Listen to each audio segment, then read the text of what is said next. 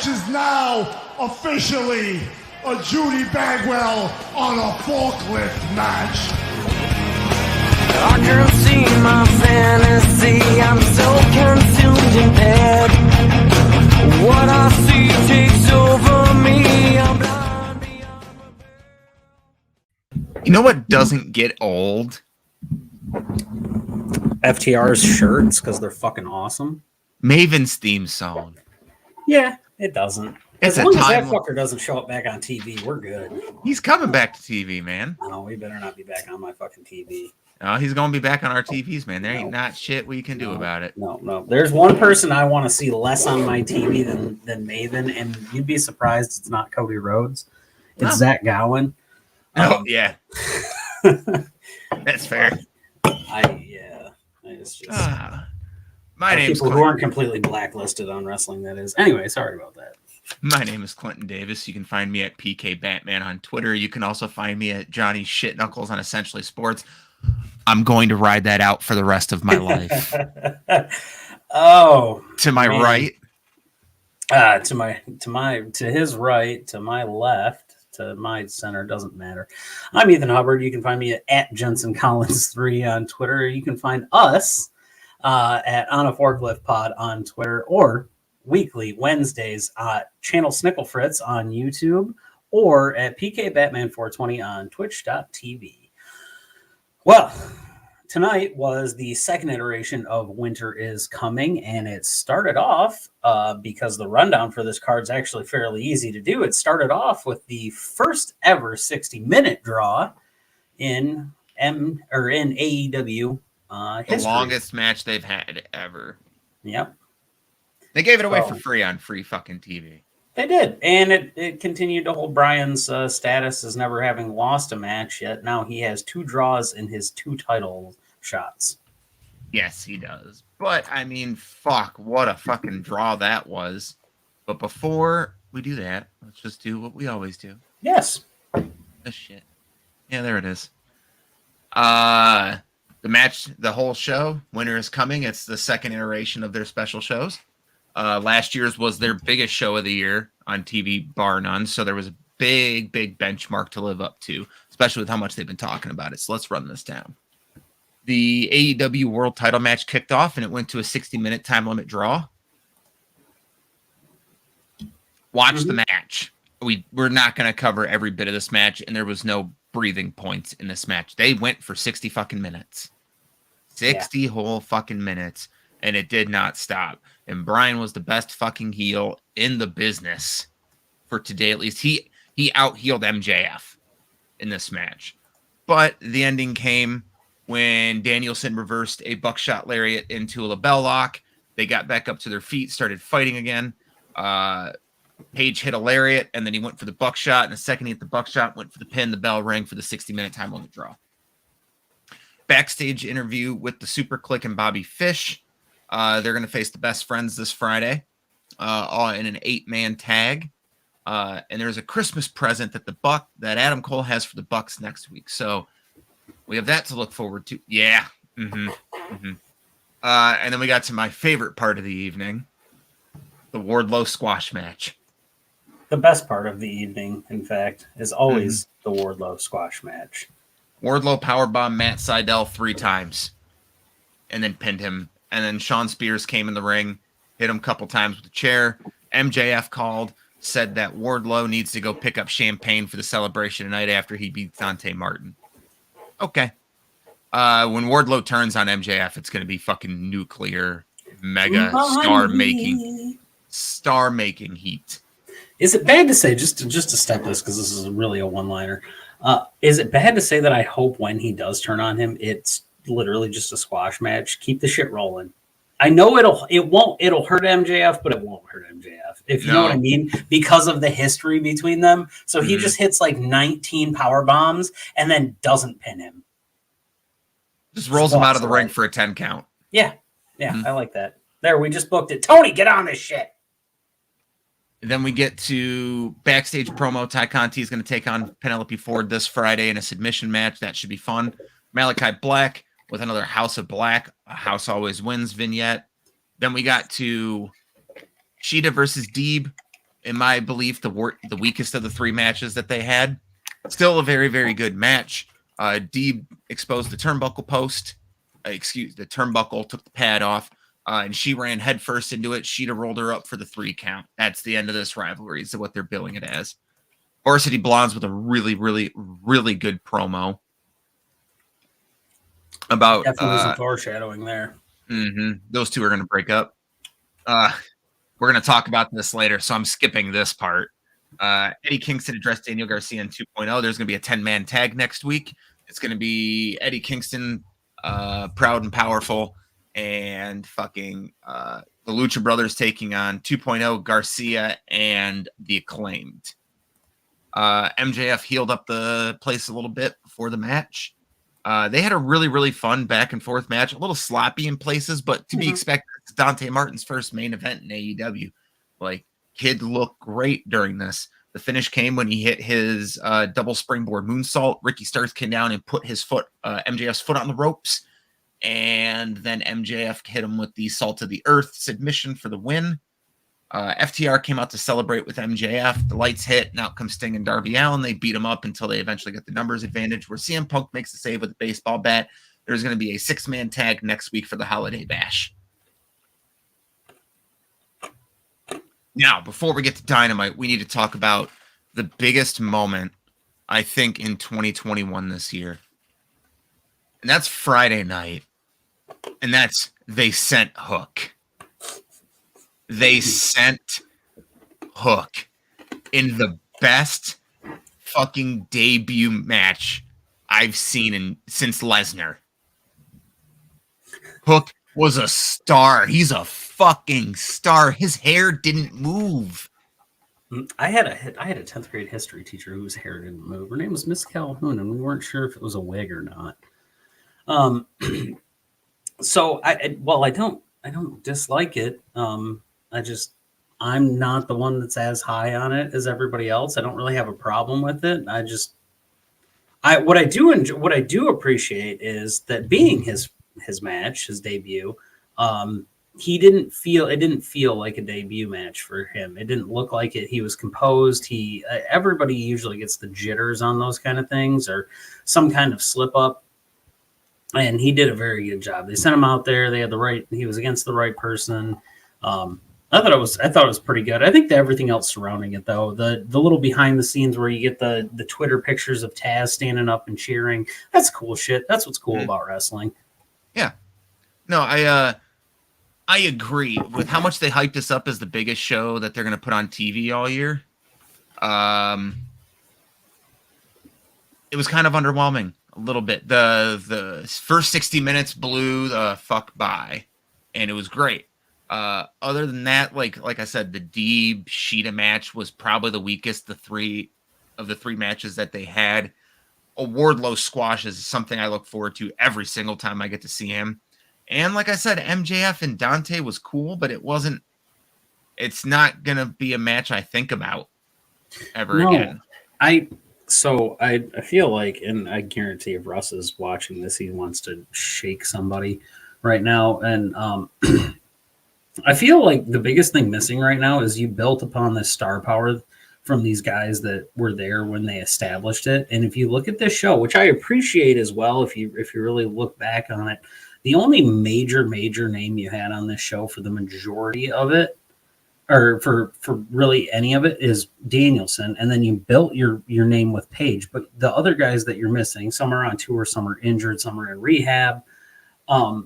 You're just, everybody that was there that made last year's show feel so big is not there now. No. Other than Sting showing up at the end, which is cool. But I mean, I love Stinger as much as the next guy, but a 62-year-old man with a baseball bat and some face paint on doesn't really move the needle for me. I needed a Darby match on this card. I needed something. No, there was a lot missing from this card, but what they did was they put that 60 minutes in at the beginning. Like, I'll be fair. That was better than, in my opinion, that was better than Omega Danielson. That also could be recency bias. I just think that if you're going to do it on a 2-hour show, maybe just advertise that. I know I know that you didn't want to, but just maybe advertise that or put it a 45-minute draw or something. It just felt like something was lacking from here. I feel like something, you know what was lacking? A tag team match. AEW's bread and butter was lacking. I think that's why I feel off. Maybe. I didn't even think about that. There was absolutely no tag team matches on here. No Britt Baker appearance, which I get, give her a night off and shit. Yeah, but that's fine. Like they have such a diverse roster. You can give somebody a night off, but give me a have that Eddie Kingston thing happen. Just for all I give a shit, send 2.0 down to the ring and have 2.0 face face Hybrid 2 or any of your Santana and Ortiz. Yeah. You're in a big Hispanic community down there. Put those guys on TV. Get them some time. Plus, they're great no matter where they wrestle. Put those guys on TV. But instead, the tag teams that we did get, we got FTR at the end, not in a match. Nope. We got the Eddie Kingston promo about 2.0 and Daniel Garcia, and then we got the Varsity Blondes promo, which we can talk about. I think that ties in way more. Give me 2 seconds. Give me 2 seconds. Take a fucking breath for a second. No, you're good. I got a message from Russ. Russ is we're a big fan of Russ. We love Russ. So Russ gave me his thoughts because, like, yeah, if you want to join us, come on. He was like, I'm going to sleep, but here's some thoughts. He ain't sleeping next week. Opener was a banger, but ending another big match with Danielson as a draw is annoying. No Malachi is sad. The Blondes are definitely breaking up. The ending was so anticlimactic, which I agree. Like I said,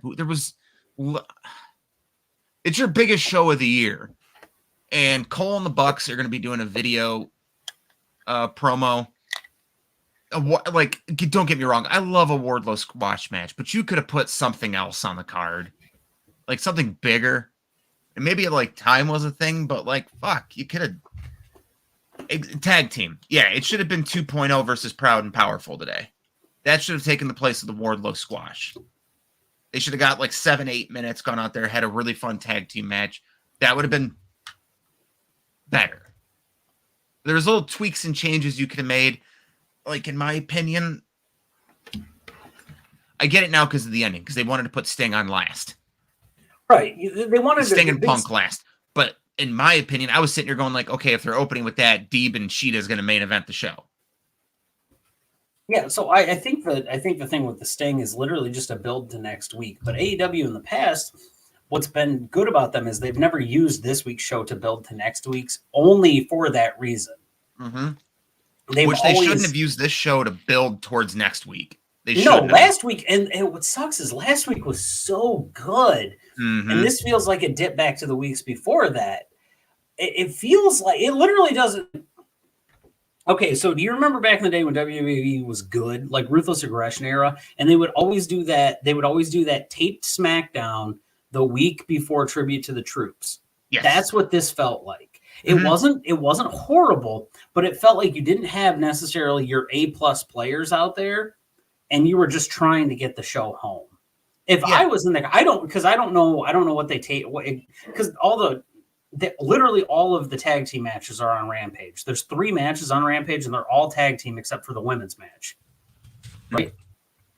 So I felt like that maybe you're blowing your load later there, but I would have been sort of disappointed, truthfully, if I went to this show and that's what I got. I love the 60-minute match, but let me know that's what I'm getting. If I'm buying a ticket, I would rather know that that's what's happening. Now, if I was buying the ticket to one of those North Carolina matches, I'd bet my ass there's going to be a 30-minute match in one of those. But that's because of the territory that you're in. I see this Texas thing. Where the fuck was Dustin Rhodes? Oh, my God. Yeah. Sammy Guevara. Yeah, exactly. Why couldn't I have got – you want to talk about a tag team? Why couldn't I have got Lee Johnson? Oh, my God. Cody's going to win the title next week. Stop making me. No, he's not. No, he's not. Why not have Sammy go over Cody in Texas, his home state? That should have been the main event.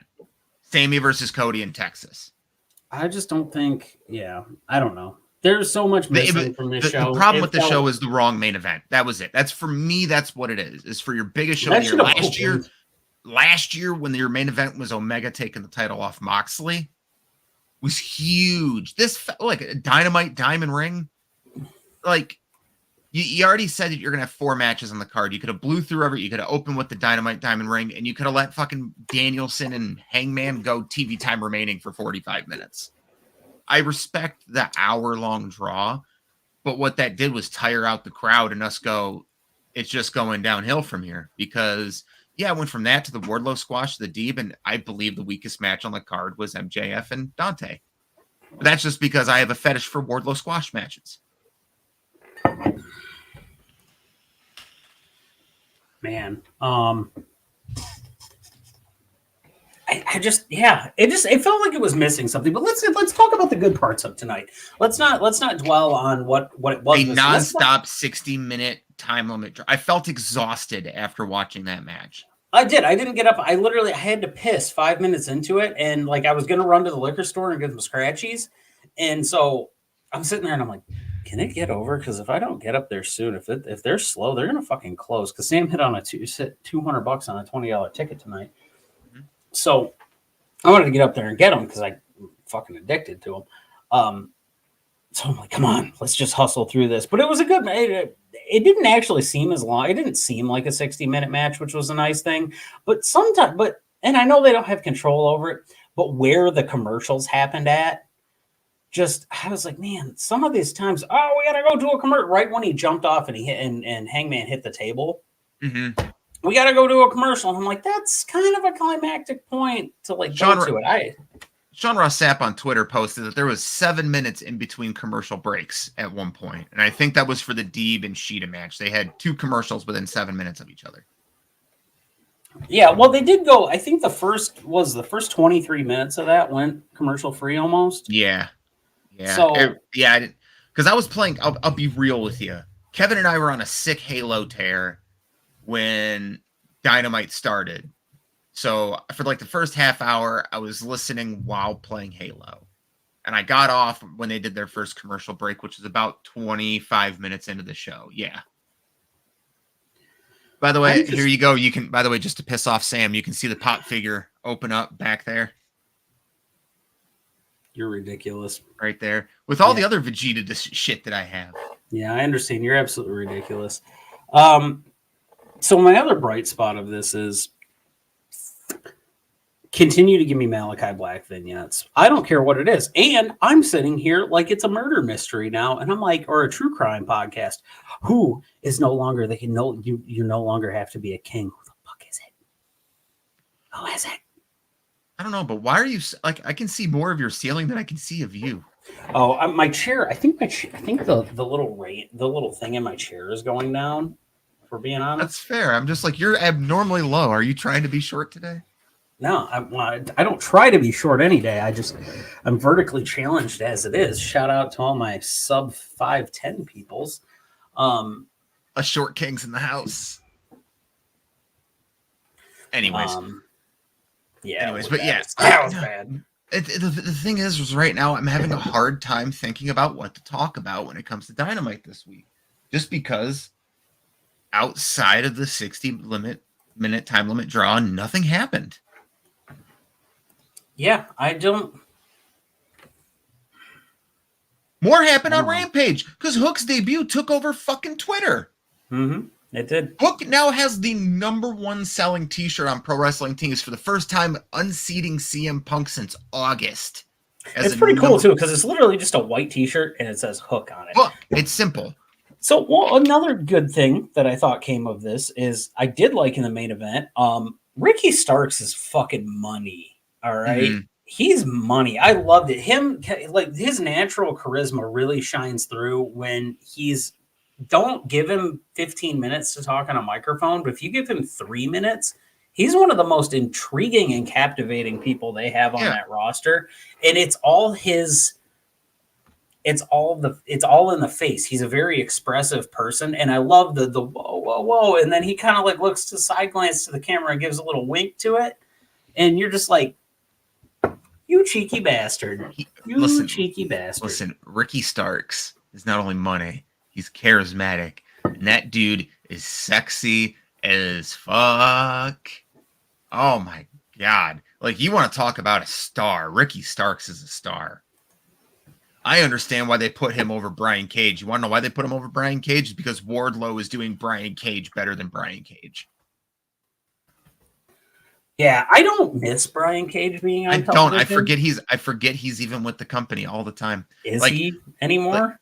Like, don't get me wrong. Like, I can name off the top of my head a lot of good Brian Cage matches, but AEW doesn't seem like the place for Brian Cage. No, New Japan's a Brian Cage place. Because when Impact because when you got like big men doing big shit all the time, when you have Luchasaurus on your roster, I don't care how big you are, you're not as impressive as a flipping dinosaur.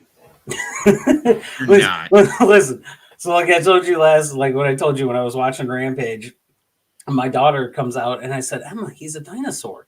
And she goes, that's not a dinosaur. That's a dragon. My kid's 2.5, almost 3. And I was like, honey, his name is Luchasaurus. And she goes, Lucha Dragon. Like, who the hell am I who am I to argue with her about this? Now at some point I'm going to have to show her Ultimo Dragon and get her to understand that there's a different person. But up until that point, it's whatever. He's Lucha Dragon. That's fine by me. So what? Because like we said, we were expecting to be here for an hour today. I feel like we've covered Dynamite very well. We did, but the cool thing is we had another relatively large thing happen between this podcast and last podcast. Saturday night, seen potentially the final Ring of Honor show ever. So I just want to give just a couple of highlights from it. We don't need to run down the entire card. There's a couple of really cool things that happened.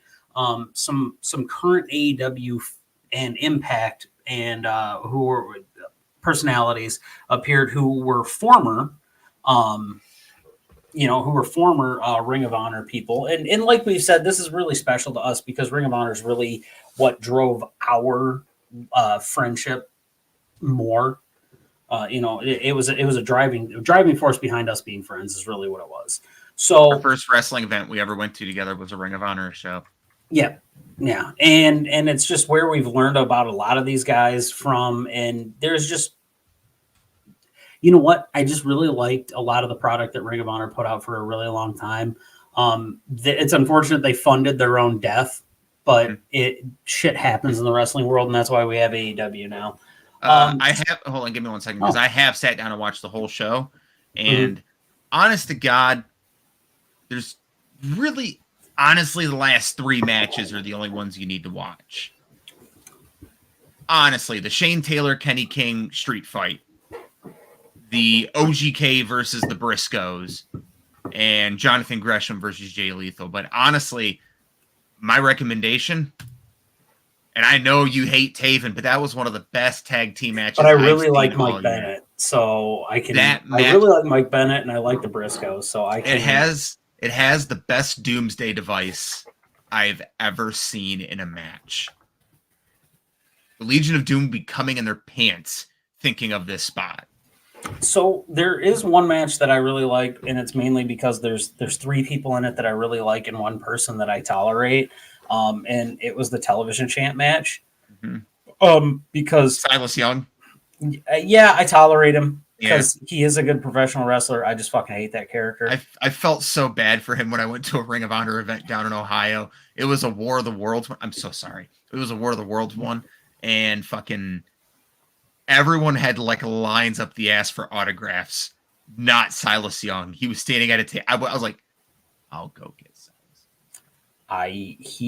So you went to the bathroom at the War of Worlds event that we were at, and I was standing by our seats, and he walked in front, and I shit you not, up until that point, I had forgotten that he was a wrestler, and I thought he was a stagehand, and I said, hey, man, how did it go setting the ring up? And I got the dirtiest of fucking looks because he's just in a hoodie and jeans at this point. But he's out there. He's got to be the only person that could legitimately like walk out there and you just go, yeah, he's a guy. Like he's like, to me, like he's the epitome of what Joe Gacy is to NXT. Like I would think that he's working at the venue, not being part of the show. Like this is the dude that drove the truck here. Listen, there's one story you need to tell from a wrestling event we went to together, and that's when you took it, and that's when you played battle shits with Sami Callihan at Diamondback. Yeah, oh fuck, I forgot about that.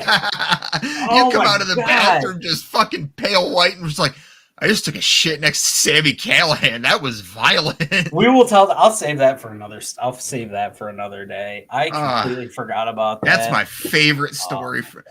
Outside the fact you looked like a fucking narc at that show. You need your sunglasses. If anyone wants to know what Ethan looks like, go ahead and put your hood up. Go ahead. If anyone wants to know what Ethan looks like at a wrestling event, go ahead and ask the kids where the drugs are. Go ahead and ask the kids if you can buy them drugs. Mm-hmm. Mm-hmm. Hey, y'all kids want to buy some drugs? Yeah, this motherfucker looked like that when we went. It was ridiculous. We will find, okay, at some point, I'm going to sit down and I'm going to find that shit from that show, and we'll just put a screenshot up of it. I have the screenshot. It's the one I'm picking Sami Callihan off the fucking floor, and you're just standing behind me looking over my shoulder going... I can't remember her name, the chick that was the usher there. She wrestles in Indy. Like in Indianapolis. She's from that territory. She's a redhead. She's still on it. She's been on some shows recently. Some of those shows that like all the like the Bussy gang was on. Bussy. So anyway, I just really like that match. Baby. Back to the world title one. Rhett Titus won the World Television Championship, so he's really the last ROH World Television Champion. First single championship in 15 years. Yep, which is awesome for him. It was a nice little pat on the back for him because he's been there for fucking ever. Rhett Titus and Kenny King though were a bitchin' tag team in my opinion. Anyway, it had Dalton Castle in it. Dalton Castle is just absolutely sexy, whether he's Dalton Castle or Ashley Sinclair. Joe Hendry has the best theme song in the business. But Joe Hendry is somebody who should have been in NXT about 4 years ago, and he would have been the Braun Breaker at that time and would have been fucking money. Joe Hendry has megastar. Some of the most beautiful hair you have ever seen on a man.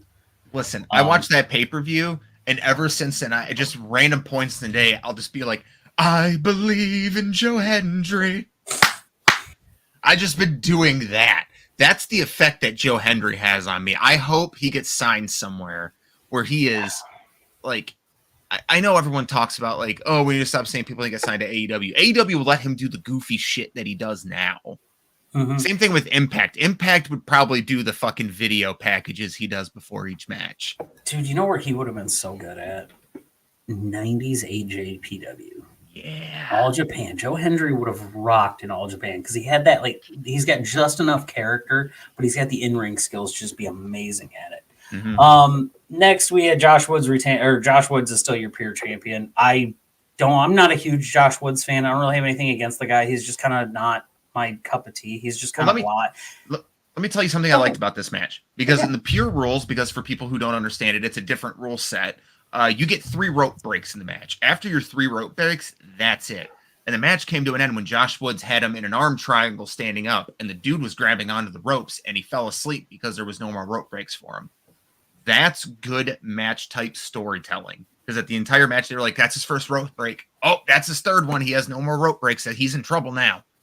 Mm-hmm. And the pure division was something that I wish would have been around in circa 2015 to 2017, because at that time Ring of Honor really was the best wrestling on the planet. It was that NXT. That was the war. Mm-hmm. It was that NXT and Wrestle Kingdom. Oh my god, NXT and Wrestle Kingdom. And you know what? And WCW. And you know what the cool thing about that part was is that they weren't on the same night. No one was bitching about it. Everyone was just like, cool, I get to watch NXT on Wednesdays. Of course, they weren't on the same night. 3 a.m. Saturday morning or Sunday morning, fucking Ring of Honor was on whatever cable channel you could pirate it on.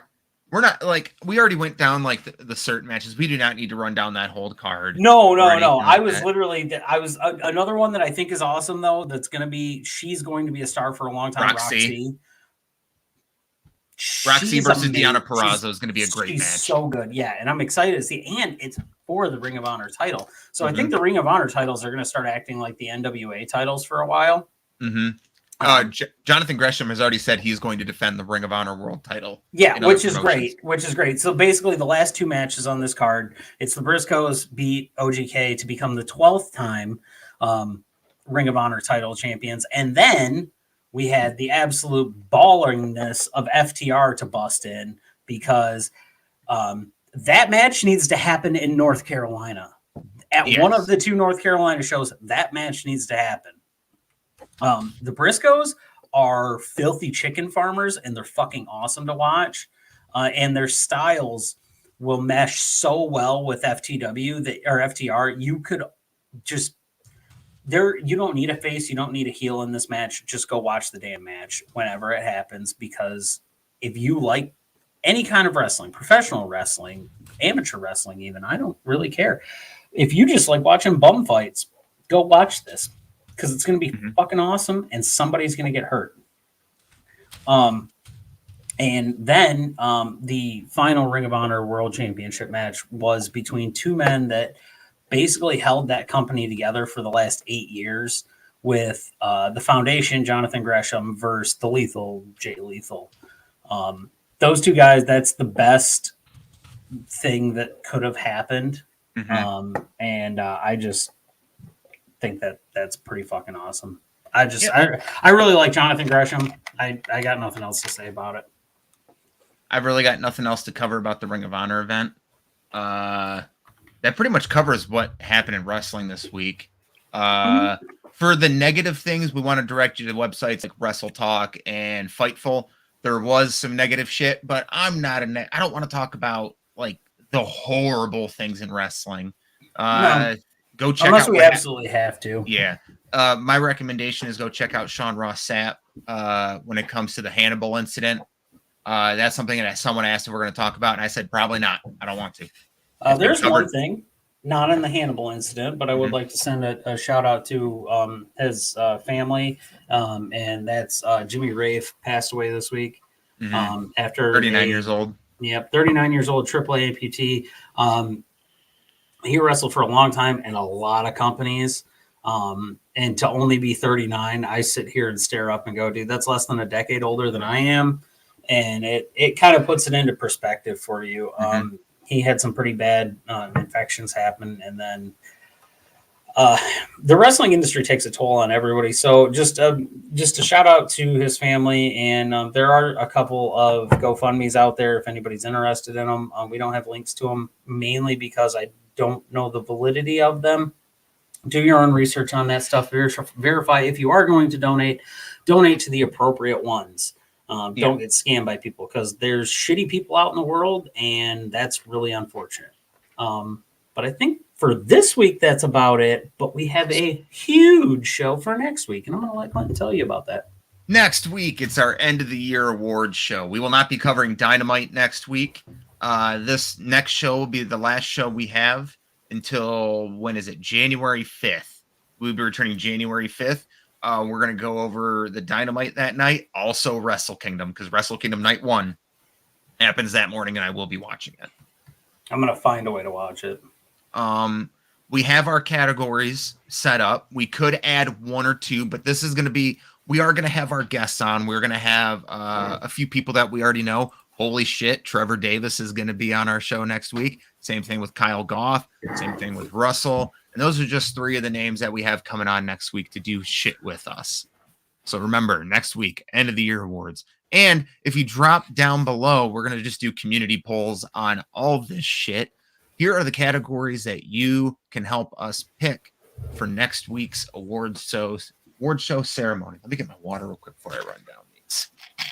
All right. And I think there are going to be a couple more. We are going to talk about them, but these might be presenter chosen awards regardless of the fact. And it's probably only going to be one or two that are added on there. Some comedy ones, whether they're inside jokes, whether they're things pertaining to the show, or whether it's just in general. And the one thing to remember is that this runs from December 2020 to December 2021. So December 1st until November 30th of 2021 is how we're doing the year-end awards. So shit like Hangman versus Bryan will not be eligible for that. Last week's Dynamite will not be eligible for anything either. Anything that happened after November 30th will not count. Also goes for War Games because that happened last Sunday. Mm-hmm. So, but the War Games before that counts. Yep. No, because that happened in November last year. You're right. Yep. You're right. So the categories we are going to run down. There will be 2 in this one. We will have a male wrestler and female wrestler of the year category. Pretty much we're just going to go based off who we thought was the best wrestler for whomever company. This isn't labeled to just one company. Like, we'll probably go over the wrestler of each category, of each promotion, like the big 4. I'm going to say New Japan, AEW, WWE. We'll include NXT in there as well, and Impact. Mm-hmm. We will also have Tag Team of the Year. That one seems pretty certain for one tag team, I'd say. No flips, just fists. Okay, maybe we have a discussion on our hands then. I think we do. Match of the year. This one's going to be tough. We're going to have a bronze, a silver, and a gold medalist for this one. So there'll be I think what we'll do for each one is there'll be a top 3 because we're so big on lists in this fucking place. So it'll be a top 3 from each one, all voted on by our guests and anyone that wants to tune in with comments. Feud of the year. That one's going to be really hard to pick. This one's going to be even harder. Promo of the year. But you can kind of guess. I think I know which one this is. There's 2. There's 2 in my head right now. Was that November? We got to check. What if? Ooh, what if that might be? That was the first. If it doesn't count, we can't count it. It's going to be a landslide on the other one then. And then we're going to get to the shit categories, which are worst pay-per-view match of the year. November 28th. Okay, it counts. Then we got a toss-up. Worst pay-per-view match of the year. And I think I have a name for this. The Fastlane Award? Second. I am wholly intrigued as to what your and our first ever honoree award, the Russell Joy Most Unpopular Wrestler of the Year award, which will be presented by him. It's a real throwaway category this year. Yep. Absolutely wonder who that could possibly be. That one's going to be voted on by Russ because there's only one option for this. But yeah, we'll probably... I'm going to have a fake neck tattoo next week. And then the final category is the best and / worst pay-per-views of the year. That one seems pretty certain of what number 1's going to be on both sides. Yeah, yeah, and there's one award that I will let you guys know that we're going to do. Clinton and I are going to be the only ones to vote on this one. And I would like to do Feel Joy Moment of the Year, like a feel good moment of the year, whatever you want to say. Because it's mostly just about whatever makes us happy, because that's why we're doing this podcast. We're doing this because it makes us happy. And if you guys watch and you guys interact and you guys are part of the show, that's awesome too. Call it the Clinton Davis Crying Award. There's so many things I could call it, but I can't necessarily call it that. But anyway, yeah, so we're gonna do a feel good moment. We'll figure out some frou-frou title for it. There'll be like little things we hand out, like this was our favorite moment of the year, blah blah blah, this, blah blah blah, that. Right. But yeah, that's gonna do it for this week. I know it's a short show, but like fuck, next week we're gonna have a lot of guests. We're gonna go over our favorite things in wrestling in 2021. And spoiler alert, all of my favorite shit came from AEW and Black and Gold NXT and Impact. Let's just say none of it came from mainline WWE. I have Outside of one moment this year, which I'll talk about. WrestleMania night one. WrestleMania night one. Somebody's last match. Two things that happened really well in WWE this year. We are paid AEW. Dude, it's one of those two's best match of the year. Yeah. Possibly best match of their career. No. Singles wise, I don't think in a tag team concept it would be. AJ Styles Extreme Rules. Yeah, that was pretty good. I'll even put the Jey Uso Hell in a Cell match above the Danielson Roman Reigns match. Yeah, you know what? That was a really good match. Mm-hmm. That, in my opinion, that is Roman's best match. He perfected the cinematic wrestling match in that match. It was perfect. 5 stars. Yeah. So, I mean, that's going to kind of tie tonight's show up. Generally, we like to, try to get 45 minutes to an hour for you guys to listen to. It's the holiday season, and we're gracious and we're giving, so we're going to give you less to listen to for this week. Next week, though, probably going to be a little long-winded. It'll be fun. We'll probably play Maven's theme more than once. Clinton will tell me to shut the fuck up. But until then, I think we're going to get off and go play Halo.